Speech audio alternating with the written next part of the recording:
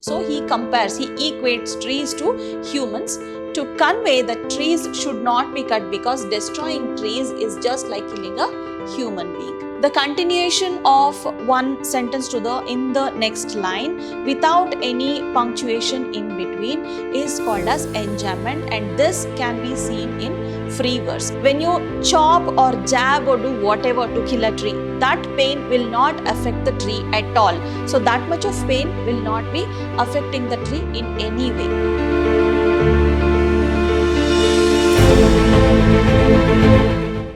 Hello everyone, I am Dr. Shalini, Professor of English, Vidhyaashram First Grade College, the Temple of Excellence, MYSURU.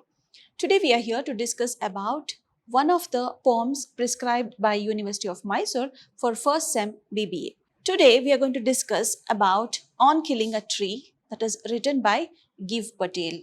So let us go to that. It is Gieve Patel, or you may also pronounce it as Gieve Patel also, since it's a proper noun. It depends on however you pronounce. Okay, so he is the poet of this poem On Killing a Tree. So what is there in today's module? What is it we are going to learn in today's module? We are going to understand about the poet, about the person who has written the poem, and we are going to see the text, that is the summary of On Killing a Tree, and we'll also have the theme. We'll also understand what is the theme of the poem. Okay, so by now you must have understood that the poet is talking about the tree or the cutting down of trees, okay, destroying trees, okay, something related to this. So let us begin our session. We'll now talk about the poet who has written this poem. So he is Gieve Patel. He is one of the poets who was pro-environmentalist. Okay, so he was one of those people who always wrote on this Go Green movement, the poems and all. Okay, so he was not only a poet, a playwright, but he was also a physician. He was also a doctor by profession. He also had deep concerns towards nature, and he opposed the cruelty towards the nature. Okay, so his famous works include these things: How Do You Withstand, Body, Mirroring also. So his most famous plays include only three, that is Princess Savaska and Mr. Behram. So only three are there, three plays are there that are written by Gieve Patel. Okay, so now we'll move on to the text of this On Killing a Tree. Okay, so we'll start with the first stanza. Okay, so now you can just notice, just read few lines and you will notice that there is no rhyming word over here, no common rhyme scheme. Okay, it takes much time to kill a tree. Not a simple jab of the knife will do it. It has grown slowly, consuming the earth, rising out of it, feeding upon its crust. So you can note that there is no rhyme scheme in this poem. Okay, so reading the first few lines of the stanza, we understood that there is no rhyme scheme. So a poem that doesn't have a rhyme scheme is said to be written in free verse. Okay, so it is written in free verse. That is because it has no rhyme scheme. Okay, it has no rhyme scheme and it is written in free verse. Okay. So next, something else we need to observe over here. So here you can see, it takes much time to kill a tree, comma, not a simple jab of knife will do it. So the sentence is incomplete here. It continues in the next line. Okay, it goes on to the next line also, and in between there is no punctuation. Okay, so there is no punctuation over here because every time you will have a punctuation in the end of the sentence. Okay, but here there is no punctuation and the sentence has continued to the next line, and that is called as enjambment. Okay, that is called as enjambment. The continuation of one sentence to in the next line without any punctuation in between is called as enjambment, and this can be seen in free verse. Most commonly this can be seen in the poems which are written in free verse. Okay, so this is called as enjambment. Okay, now we'll move on to the summary of this stanza. This enjambment actually can be seen in many places in this poem. Okay, so I will not go on explaining in all the places. I just told you, I just gave you a clue. I just told you how to look for it. You may just look for it in the poem when you read it, when you go through that. Okay, so it takes much time to kill a tree. It is very easy. So as you read, you can understand it. Okay, not a simple jab of the knife will do it. Jab, it is just to poke or just to stab, you can say. If it is a person, you say stab. If it is a thing, you say poke. Okay, so it is jab. Jab means just taking a knife and just poking it into the tree. That will not kill a tree. That is not called as killing a tree. So what is killing a tree? That we have to understand. It has grown slowly, consuming the earth. That means he's talking about how the tree has grown. Okay, it has consumed the earth. It has taken all the nutrition from the earth and it has grown slowly. It has grown slowly. It has taken years together to stand at this level. There are a lot of stages that the tree has undergone to grow to this stage. Okay, rising out of the earth. It means earth over here. Okay, so first it was a seed, then it grows into a sapling, then it grows to a tree. Okay, so rising out of it, feeding upon its crust. Crust means all the nutrition and all will be available on the crust part of the earth. Okay, so there it feeds upon all the nutrition whatever is available and absorbing years of sunlight, air, water. Okay, so he has not used any conjunction here. He has just put a comma. Okay, so no formal grammar that is followed here. Okay, so absorbing years of sunlight, years together it has absorbed sunlight, it has taken air, it has absorbed water and it has stood at this level. Okay, and out of its leprous hide, you can see the hide, that is the bark that is there.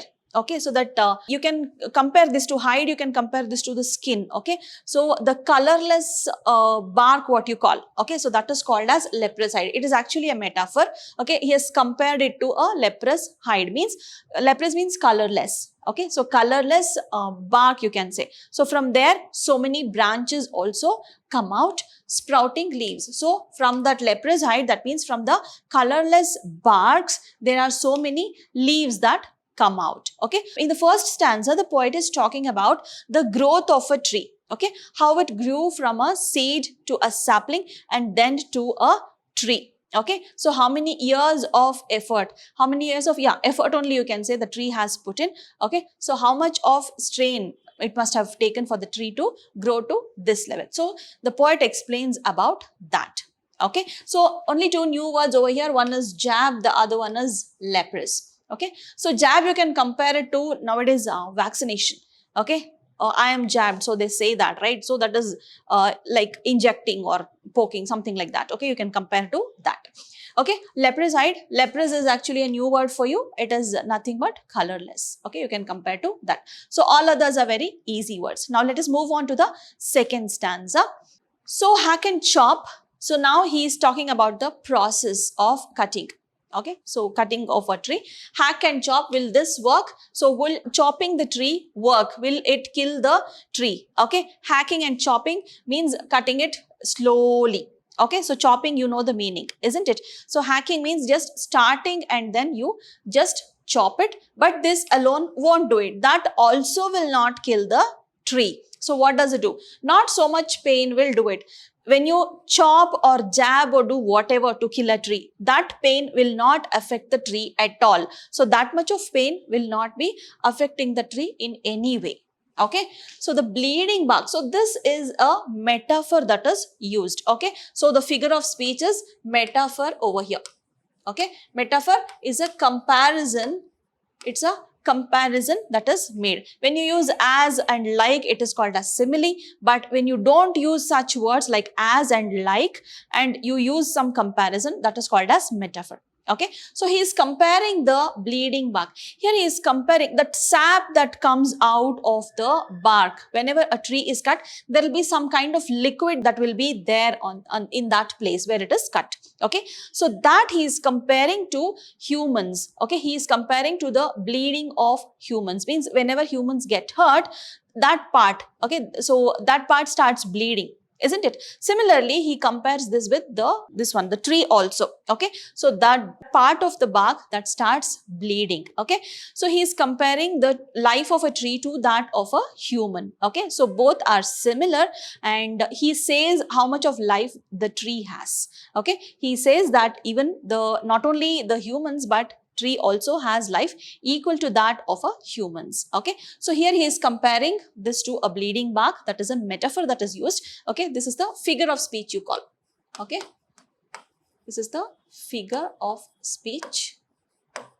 Okay, it's not part of speech, it is figure of speech. Parts of speech is different, figure of speech is different. Figure of speech is a poetic device that is used to make the poem more beautiful, more appealing. Okay, parts of speech is nothing but noun, pronoun, all that comes. So that is called as parts of speech. Okay, we'll come back to this.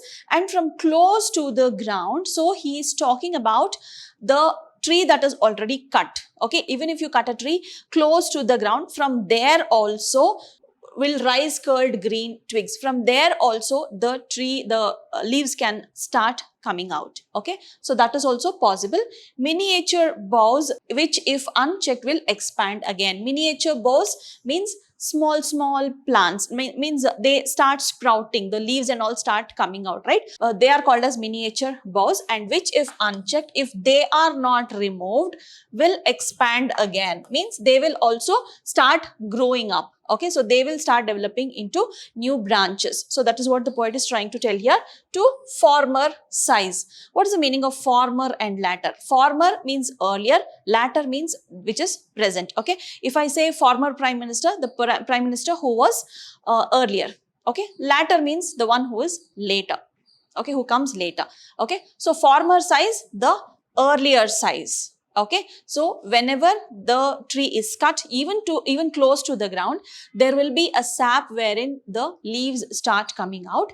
And if the leaves are not checked there or cut there, check means to stop it or to remove it from there. Okay, so you remember this check dam and all, so they're trying to stop water, so that is called as check dam. Okay, so that is the meaning of check. And when unchecked, if these leaves are let to grow like this only, then they also will grow to the former size, means earlier size, whatever was there, to that extent they will start growing. Okay, so that is what the poet tries to tell in stanza number 2. We'll move on to stanza 3. No, the root is to be pulled out. So jabbing will not work. Chopping will not work in order to kill a tree. Then what will work? The tree has to be pulled out from the root. Okay, so the root is to be pulled out. So the root has to be taken out of the anchoring earth. Anchoring, the place where it is standing, the place where it is holding the earth. So from there the root has to be pulled out, to be roped, tied and pulled out. They need to tie it tightly and they have to uproot it. Okay, you cannot just hold a tree and you cannot pull it. Okay, you just have to tie it. You have to first strengthen the grip, then you have to pull it out. So how do they do that? They do it with the help of ropes. They tie it very tightly and then they pull it out and they snap it out, means just to pull it and throw it. Okay, so that is called as snapping.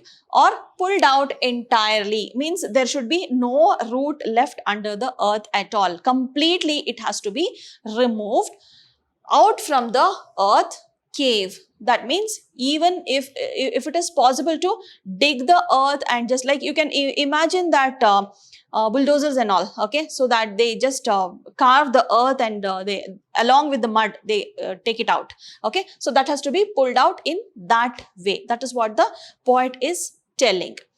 And the strength of the tree exposed, the source white and wet. So he is talking about the roots here.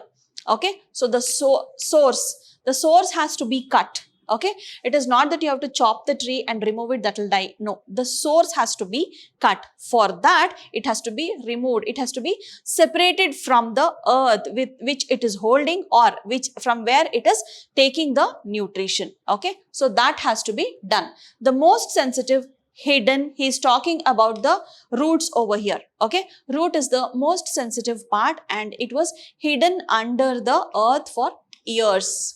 Okay, it was under the earth for years, and that is what the poet is trying to say. So finally, how should a tree be killed? Will Jab work? So jab also will not work. Chopping will not work. Okay, so how should it be done? It has to be uprooted. That is what the poet is trying to say. Okay, he tells that the source of nutrition has to be stopped, that has to be cut off. Okay, it's not that the poet is telling about how to kill a tree. Okay, he is talking about how much the tree is undergoing, how difficult it is to kill a tree. Okay, so that is what the poet is trying to tell over here. Okay, so let us now move on to the fourth stanza. Here he is talking about how the process of killing is complete. Okay, so till now he spoke about how to kill a tree, how to uproot it. Now he is telling completely how is a tree killed. When is a tree killed? How is it completed? Then the matter of scorching. Scorching means the heat. Okay, so the tree is exposed to, it is let to dry. Okay, scorching means under the sun's heat it has to be let to dry. Okay, so scorching, heat, and choking. Choking means slowly all the water content will be removed. So that is called as choking in sun and air. Okay, so it has to be exposed to the weather. Okay, so tree when it is there, like the roots, if at all they are there under the ground, even if it is there under the sun or if it is exposed to air, okay, the tree doesn't die because it is anchored there to the ground and it takes all the nutrition. But here it is different. The root is separated. The nutrition is cut off now and it is allowed to dry under the sun. It is exposed to air. Okay, so now the process of dying or killing has started. Okay, browning, hardening. Browning, the color starts changing. It will be green, but the water content will go and it will start becoming brown color and it will start hardening. You might have felt there will be no water content in the wood what you use for furniture or for fuel, whatever.